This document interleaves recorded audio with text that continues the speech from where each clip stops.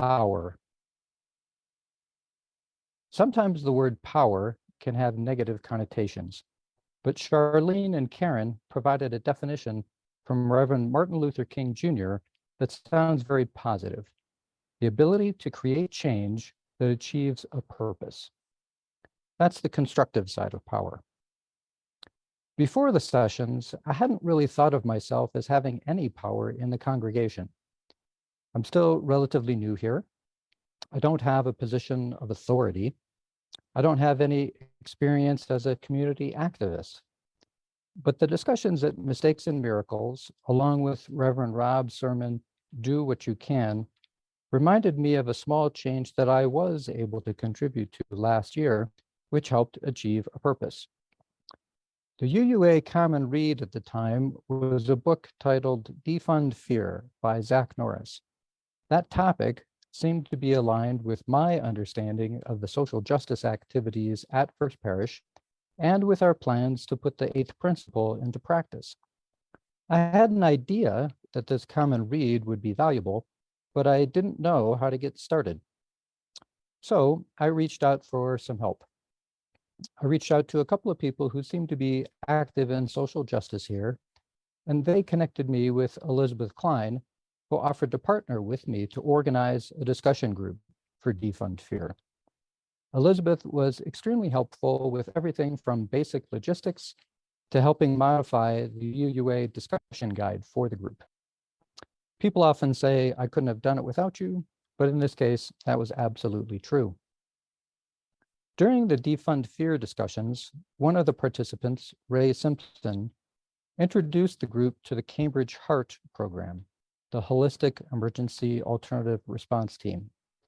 If you haven't heard of HEART, you can think of it as an alternative to the police for a mental health crisis, an acute issue with substance abuse, and other situations in which the police may not have the training or the capabilities to be effective.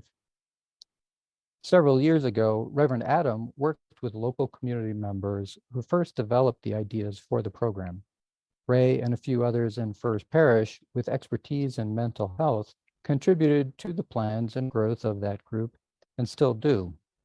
Last June, First Parish shared the plate with HEART, and two members of HEART gave a presentation during one of our services at the end of June. At that time, there was a lot of change within First Parish. Reverend Adam announced he was leaving. Mandy was also leaving. We were looking for a music director. It didn't feel like it was the right time to try to build a new relationship with an outside group that was still growing and evolving, although HEART had expressed interest in that kind of relationship. I stayed involved with HEART as an individual over the past 8 or 9 months, participating in their weekly coalition meetings and helping them make connections to resources within Boston University via my day job there. Now, the discussions about mistakes and miracles have prompted me to take the next step. I would like to use the lessons from the book, both the mistakes and the miracles, to explore a formal relationship between HEART and First Parish as a case study.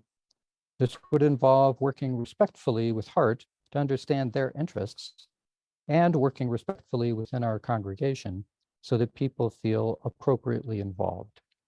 My hope is to avoid some of the mistakes recognized in the book, though I understand that I'm likely to make some mistakes of my own. Please let me know directly if you would like to learn more, if you have any concerns about the idea, or if you would like to get involved, because I think all of us have the ability to create change that achieves a purpose. All of us have that type of power. And now I'd like to invite Allegra Heath-Stout to share her reflection.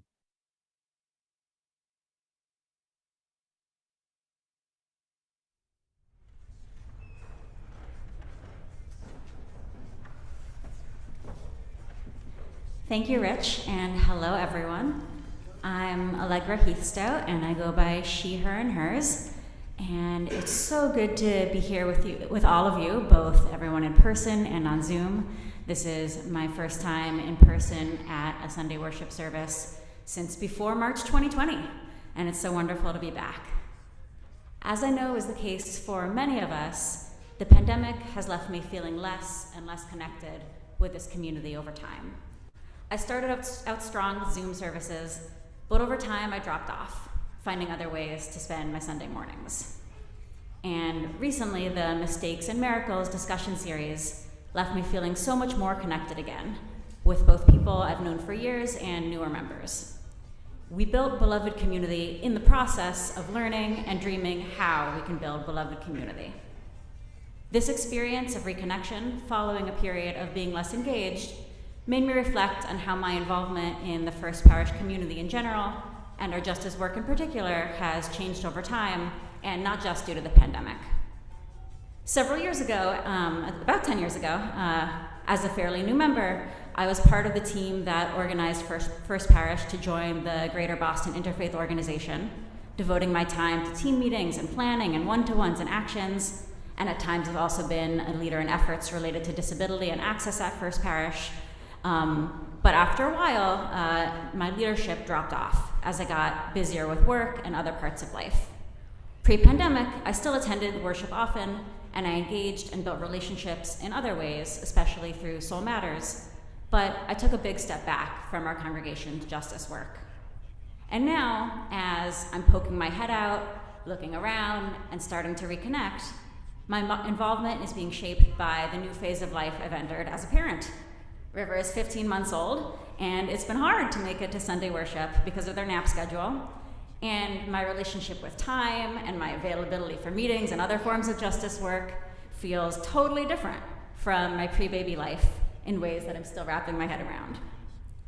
Mistakes and Miracles, though, help me to take the long view of what it means to be in the congregation's justice work, our work to build beloved community. One of the sessions focused on sharing stories from First Parish's history. We discussed a section from the book, but beyond that, the content was entirely generated by the people in the Zoom room. Some of the stories shared were based in historical research, such as the congregation's history with slavery. Some were from personal experience, both recent and not so recent, such as the struggle for same-sex marriage and our involvement in GBIO. Some of the people sharing stories had been members for decades, while for others, the discussion was part of their introduction to First Parish. Having that conversation at this moment in my life and the congregation's life, with a new minister and so much staff change, as Rich was just discussing, and at this stage in the pandemic, and for me as a new parent, it helped show me what it means to be in this work for the long haul as a community. This is the work of generations. It takes all of us doing what we can and making a genuine commitment, but it doesn't have to look one particular way or take a certain number of hours per week for all of us all of the time. It ebbs and flows as the seasons of our life do. So as time goes on, I'm looking forward to finding new ways to be involved in justice work that fit my life right now. And when that means doing less than I might like or participating in different ways than I might have ambition for, I'll remember that we're all on this journey together, doing what we can and moving together towards transformation at First Parish and beyond. Thank you.